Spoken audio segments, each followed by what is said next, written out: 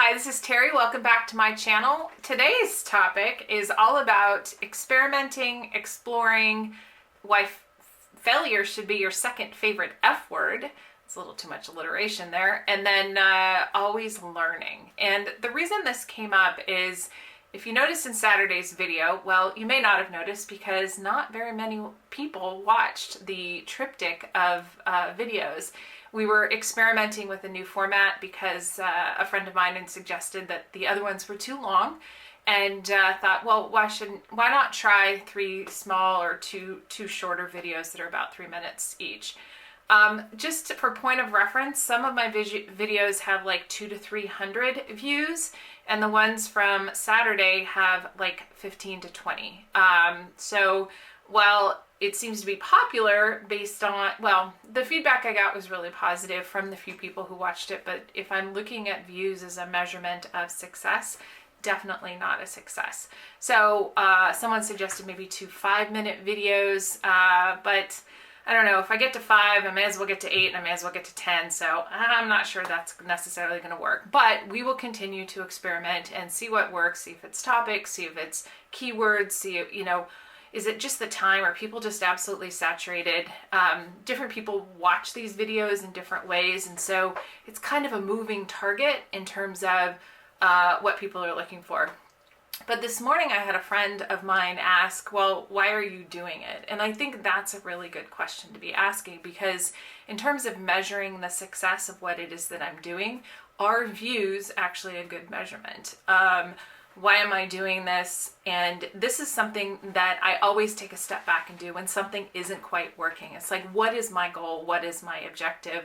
What can I learn from something that doesn't seem to be the success that I am looking for? And that's where I think we should always be experimenting and always be exploring and looking for new and different things to do and new and different ways to be doing something. I think many years ago in college, I heard the term Kaizen, which may be familiar to you, and it's all about looking for micro improvements, always looking for ways to improve.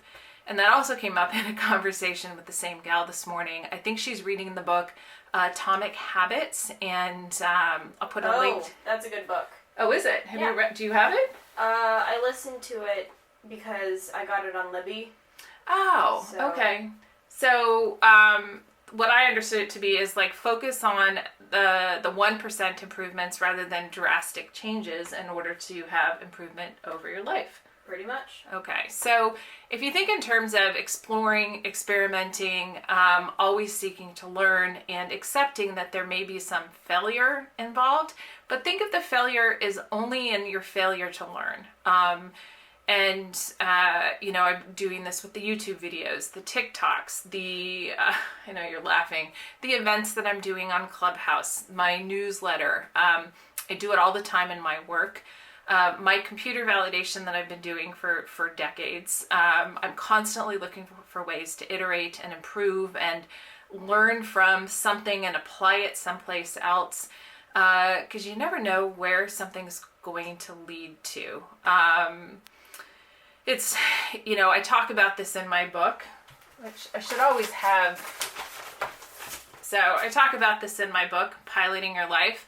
And one of the things that I talk about in there is the importance of always exploring. You never know what path is going to present itself. And I think regardless of whether you're 40 or 50 or 20 or even, 30, 10, whatever, I think at any age, looking for opportunities to try something new and an experiment and not be stuck in a certain way or in a certain habit, I think is a fabulous way to approach life. I think part of our society is rewarded for taking risks, and I think part of our society is condemned for taking risks. And if we open our minds up and allow for failures or allow for learning, then I think we are all in a much better place. What do you think, Finn? Yeah. That was helpful. You're not on TikTok, are you? I don't have TikTok, Mom. That was a joke. So one of the things that I also do is I do a lot of I create a lot of spaces for people to connect, whether it's events on Clubhouse, whether it's right now my Piloting Your Life book club, which I'll go ahead and put a link to in the description. Plug. Yeah, well, I'm constantly looking for ways to build community and bring people together. And sometimes I get really frustrated because it doesn't always work out. Or, people say, oh, this is a really great idea, but then they don't show up. And then I have to take a step back and ask, well, why am I doing this? What am I hoping to accomplish? Sometimes I get a little bit frustrated. It's like, am I trying to create a place for me to belong? Am I trying to create a place for other people to belong? And that is something that I'm constantly iterating on, and I'm constantly experimenting with different formats. Another place that I'm constantly experimenting and exploring is on the marketing of my book. And there are days when, I don't think I've sold a copy in the month of January, and it's like, it's a great book. Why isn't it selling? What do I need to be doing? Who do I need to be talking to this book about? And I'm just, there's an element of me that's kind of tired. And it's like, you know what? Put your energy someplace else. I'm working on book number 2. And that's tapping my brain in a completely different direction. Talk about continuing to explore and experiment with things and not just settling into what I've always done.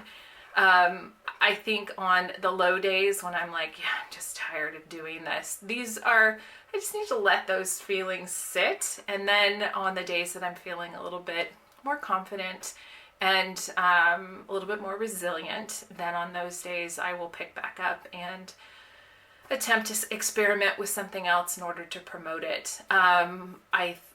Last year I experimented with all of the different challenges, whether it was bye-bye baggage or firsts after 40, which I'm a huge proponent of. No, I have not been drinking. Or one brave thing. Constantly looking for ways to put things out into the world and just kind of seeing what sticks and seeing what works. My friend Amen has suggested that I take a look at all of the stuff that I've created and find a way to bundle it. Because there are some days it's just like, why am I doing all of this? What's the point? I'm not making money off of most of it. I don't want to be, as I talked about in one of the last videos, I don't want to coach. I don't want to do workshops. So to what end? Originally it was to do international speaking engagements and get paid to do it. But when we can't travel with COVID, and I do much better in front of a live audience than I do, presenting, let's say on Zoom where I don't have much feedback. So then, then why?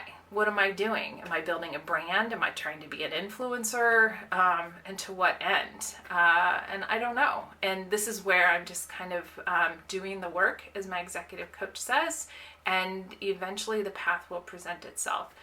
And when it's no longer fun and when it's no longer interesting, then, it's at that point that I might want to say, let's try something else. So if nothing else from this video, I'm hoping that you will be inspired to continue to experiment, to continue to explore opportunities. Especially with your kids. Or cocktails, or both.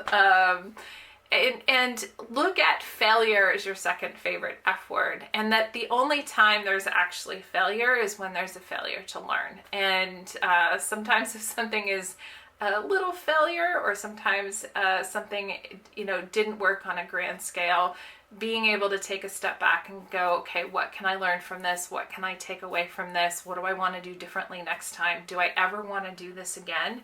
And use that as an opportunity to go, okay, I'm going to keep going down this path with some minor corrections, or I'm just going to completely go, not sideways, but just take a right turn. Or even if you get to a dead end, going ahead and doing a complete U-turn. As long as we take the opportunity to learn from it, it's never a waste. As my executive coach, Bev, often says, nothing is ever wasted. So with that, thank you so much for hanging around and watching. I hope you got something from this. Thank you for subscribing if you have, and if you haven't, I would love an extra subscribe. Once again, some of these measurements are things that I could consider as successful, or measurements of success, although what I really see as measurements of success are the comments that I get, or the emails that I get, or the feedback I get in other places on whether, and that's actually what makes me feel really good. And I'm seeing some jazz hands over here, so I must be hitting the mark of when... Some sheepish jazz hands, because I forgot to look at the time until it was 11 and a half minutes. No! Okay, so... I told you I'd give you jazz hands at 10 minutes. So you said you were going to let me know at 8 and 9. I told you. I just forgot to look at the timer. Okay, and with that, let go of perfection, take some risks, and above all else, have some fun.